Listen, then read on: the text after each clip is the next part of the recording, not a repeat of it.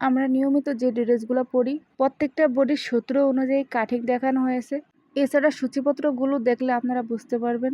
একটা আপুর কমেন্ট দেখে আমি তো পুরাই অবাক। মাত্র 30টা আইটেম, অন্যান্য বইতে তো আরও বেশি আইটেম আছে।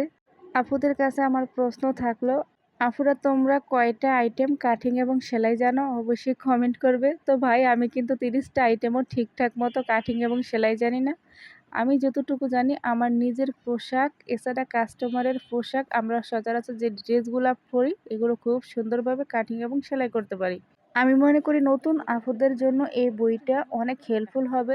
বইটা নেওয়ার জন্য ইনবক্স অথবা হোয়াটসঅ্যাপে নক দিবা। এছাড়া বই অনুযায়ী আমরা এখানে যে ভিডিওগুলো আপলোড দিয়ে থাকি, আপুরা অবশ্যই তোমরা শিখতে পারবা। বইটা নেওয়ার পরও তোমরা শিখতে পারবা।